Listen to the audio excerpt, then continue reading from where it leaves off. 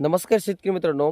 राज्यामधील सर्व शेतकऱ्यांसाठी एक महत्त्वाचा अपडेट आहे. त्या अपडेट म्हणजे PM किसान योजना तसेच नमो शेतकरी योजना या दोन्ही योजनेच्या अंतर्गत राज्यामधील सर्व शेतकऱ्यांना वार्षिक 12,000 रुपये असे दिले जातात. आणि याच्या संदर्भात राज्यामधील बऱ्याच शेतकऱ्यांच्या अशा समस्या येतात की त्यांना अद्याप देखील हे पैसे त्यांच्या खात्यामध्ये जमा होत नसतात. तर अशा सर्व शेतकऱ्यांसाठी महत्त्वाचा अपडेट आहे आणि हेच अपडेट आपण या व्हिडिओच्या माध्यमातून जाणून घेण्याचे प्रयत्न करणार आहोत. तर मित्रांनो, आपण जर पाहिलेच असाल, जे शेतकऱ्यांना PM किसानचा हप्ता मिळत असतो त्याच शेतकऱ्यांनासुद्धा नमो शेतकऱ्याचा हप्ता मिळत असतो. आणि त्यामध्ये बहुतांश शेतकरी असे आहेत की त्यांना PM किसानचाच हप्ता मिळत नाही, तर त्यांना नमो शेतकऱ्याचा हप्ता हा कुठून मिळणार आहे, हे प्रश्न अतिशय महत्त्वाचा आहे मित्रांनो. कारण की आपण जर पाहिलंच असेल, राज्यामधील एकूण जर शेतकऱ्यांचा विचार करायला गेला तर जवळपास फक्त 93 लाख शेतकऱ्यांना या PM किसानचा लाभ मिळत असतो. आणि जे काय उर्वरित शेतकरी आहेत त्यांच्या विविध अडचणी असतील, विविध प्रश्न असतील आणि ज्या काही अटी शर्ती असतील, तर त्या अटी शर्तीमुळं त्या शेतकऱ्यांच्या खात्यामध्ये पैसे जमा होत नसतात.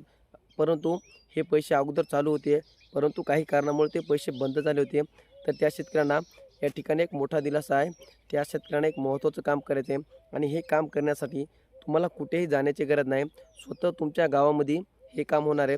आता तुम्ही मसाले काम कसं होणार आहे, तर मित्रांनो, महसूल विभाग यांच्या माध्यमातून संपूर्ण महाराष्ट्रामध्ये एक छत्रपती शिवाजी महाराज स्वाभिनसो अभियान हे राबवलं जातं.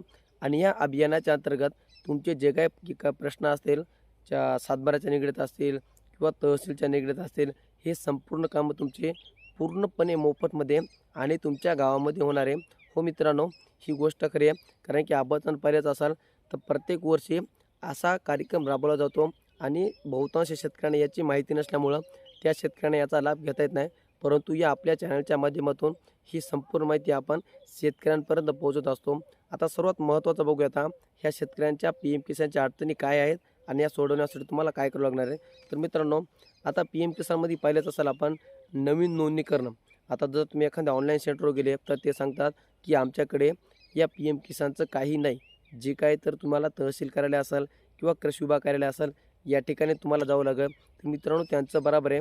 कारण की PM किसानच्या अंतर्गत तुमचे जे काही प्रश्न असतील तर ते कोणत्याही ऑनलाईन सेंटरवर तुमचे दुरुस्त होणार नाहीत. त्यासाठी तुम्हाला तुमच्या तहसील कार्यालयामध्ये किंवा कृषी विभागामध्ये जावं लागणार आहे आणि तिथूनच तुमची कामं पूर्ण होणार आहेत. तर मित्रांनो, आता सध्या जे काही अभियान चालू आहे, या अभियानाच्या अंतर्गत राज्यामधील शेतकऱ्यांना कुठेही जाण्याची गरज नाही.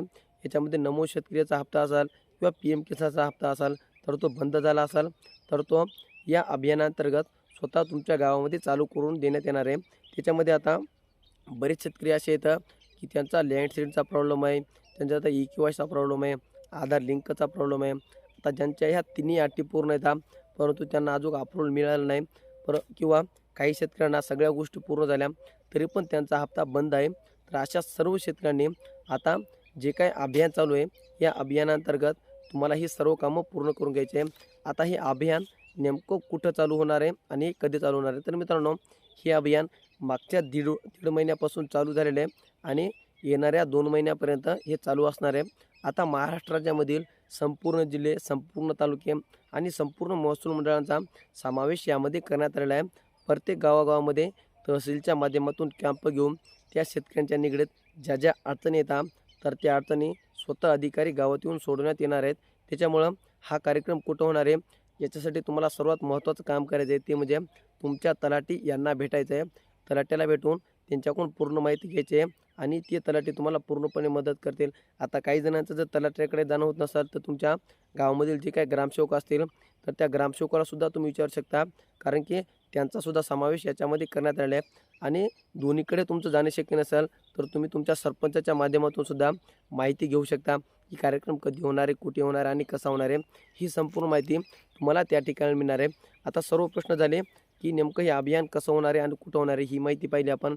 आता या अभियानांतर्गत कामं करण्यासाठी तुम्हाला काय पैसे लागणार आहेत का? आता मित्रांनो, हा प्रश्नही अतिशय महत्त्वाचा आहे. कारण की आपण जर पाहिलंच असाल, तहसील कार्यालयाचं नाव जर घेतलं तर आपल्याला माहिती आहे की पैसे लागतात. कारण की तहसील कार्यालयामधले अधिकारी एवढे पैशाला मागणी करत असतात की तुमचं कोणतेही काम असू द्या, सातबाराशी निगडीत असू द्या किंवा राशन कार्डाचं असू द्या किंवा फेरफारचं असू द्या किंवा जे काही कामं असू द्या, ह्या सर्व कामांसाठी त्या अधिकाऱ्याला ते अधिकारी पैसे मागत असतात आणि शेतकऱ्यांना ते कामं त्यांचे करून देत नसतात आणि जर पैसे नाही दिले तर त्यांच्या कामामध्ये कुठंतरी अडथळा निर्माण करतात. आपण हे प्रश्न विविध ठिकाणी पाहिले, कारण की आपण स्वतः जरी तहसीलला गेलो तर ते अधिकारीसुद्धा आपल्याला असंच करत असतात. तर मित्रांनो, तुम्हालासुद्धा त्या अधिकाऱ्याविषयी काही अडचणी असतील, काही प्रश्न असतील तर तुम्ही आम्हाला कमेंटच्या माध्यमातून कळवू शकता.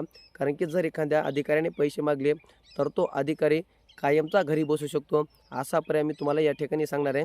कारण की व्यक्ती कोणताही असो, सरकारी अधिकारी, तर तो जर पैसे कोणी घेतले असतील, जर ते व्हायरल झाले तर त्याला भीतो आणि त्याची नोकरी 100% जात असते. त्याच्यामुळं तुम्हालासुद्धा या तहसील कार्यालयामध्ये असेल, पंचायत समिती असेल किंवा कृषी विभाग असेल, याच्यामध्ये विविध कामासाठी, विविध योजनेसाठी जर अधिकारी पैसे मागत असतील किंवा लाच मागत असतील तर आम्हाला कमेंटच्या माध्यमातून नक्की कळवा.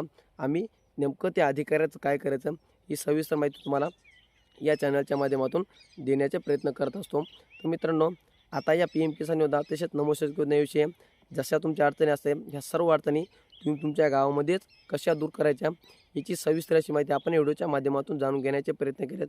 आणि हे काम तुम्ही या उपक्रमामध्ये नाही केलं तर तुमचं काम कधीच होणार नाही. कारण की तुम्ही जर ऑफिसला गेले तर तुम्हाला एकही अधिकारी मदत करणार नाही.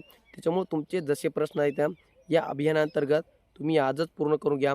आता हे अभियान सध्या संपूर्ण महाराष्ट्रभर चालू आहे.